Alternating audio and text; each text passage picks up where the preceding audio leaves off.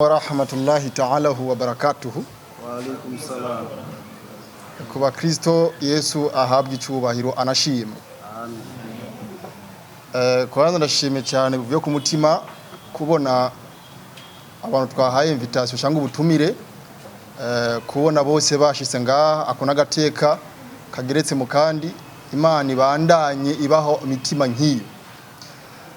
Icya kabiri nshime management yanje ya IHURIRO TV kubwo kubona yandeze ikangezaho nanje sigaye ndondegwa mpabwa madini si kintu gisanzwe ni gikorwa c'Imana kandi no kwitanga mu kazi.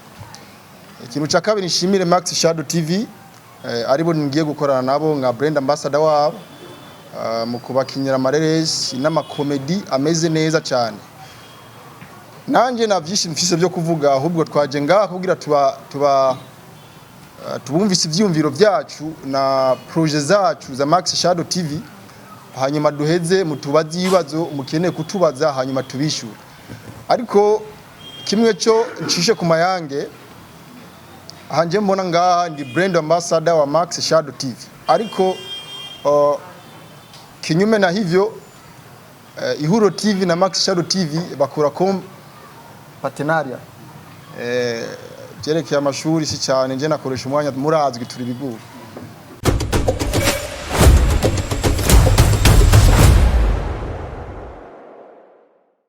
Baramutsa muraza kunyihanganira afise agaju gatoyi kataduga cyane niko sanzwe meze. Mwaramutse mwese tout d'abord ama ntanguye kubakengurukira kubona mwashitse mwaretse gukora ibindi bikorwa muravuga ati reka dushike twitabire invitation twahawe na Max Shadow TV ifadikanije na IHURIRO TV. Mu ncamake ntiriwe ndabarandira Max Shadow TV ni gisata kimwe kiri muri Fondation Muhigwe. No kuvuga ko turafise ibisata birenga nko kuri bitatu biri muri Fondation Muhigwe. Mugare uno munsi cyo twibagije ko cyane ni iki kijanye na entertainment ariyo TV online ariyo Max Shadow TV. Muga turafisemwo muri iyo fondation turafisemwo n'ibindi bisata bijanye n'ubworozi donc na service dushobora gukora muri fondation muri partie yindi harimwo nani secretariat. No kuvuga ko turafise ibisata bya secretariat bya design TV online. Muri iyo ntumbero yacu turakotesha kamera. Iyi kamera mubona ngaha umuntu azoyikenera azotwitura dushobore kuyimuhereza. Ivyifuzo rero vya Max Shadow TV vya iyi fondation turifuza kuzofata umujene umwe mu bajene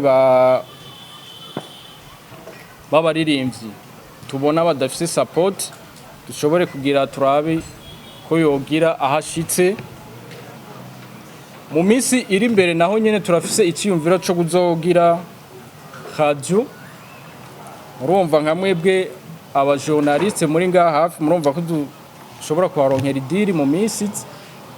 Rero urumva ko mwatugamburukiye mukanahashika ntazobura umuntu tuzogomwa umwe canke bangahe muri projet yacu dufise kuzoshiraho radio. Muri fondation nyine turafise yindi projet yo kuzofasha imfuvyi abatishoboye hanyuma tukazobifashishwa nuko dufise sponsor ya famille y'umuntu ari muri Canada azoza aradusponsoriza muri fondation yacu. Hanyuma icya gatatu icyatumye dukorana uno munsi nyamukuru cyane ni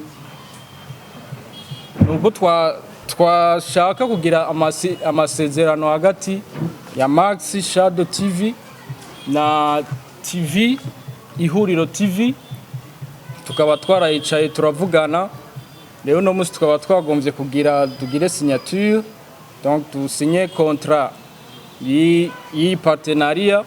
Donc muri partenariat tuzoba dukeneyemwo cyane Famba nko brand ambassador muri domaine ya video, azohora adukinira amafilme cyangwa ama comedy, bizaba bivana na programme twe tuzoba dufise.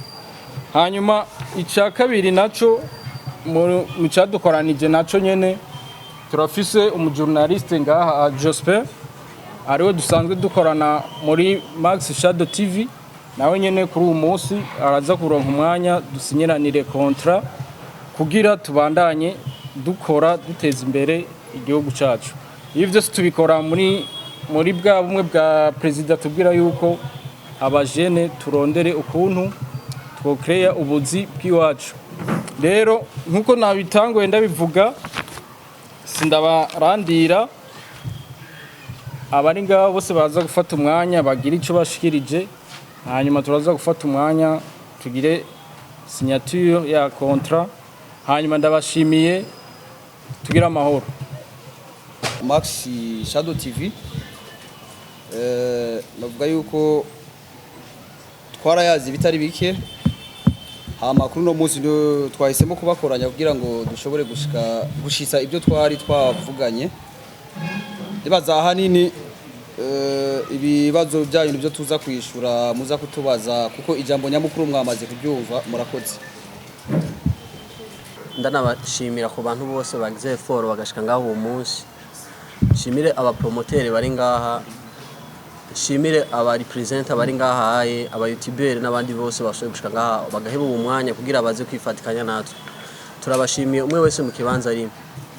Jeri baza ko atamajambo menshi yo kuvuga, muko mugenzi wanje yabivuze, yasiguye Max Shadow TV ukuntu imeze, ivyo igiye gukora, arasigura kubijanye na partenariat tugiranye na IHURIRO TV.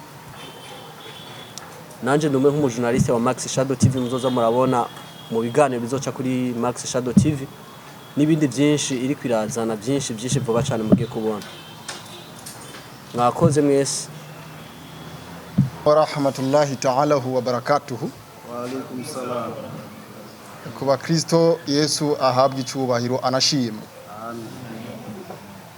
Kwanza ndashimye cyane buvuye ku mutima kubona abantu twahaye invitation cyangwa ubutumire, kubona bose bashitse ngaha, akona gateka kageretse mu kandi. Imana ibandanye ibaho imitima nkiyo.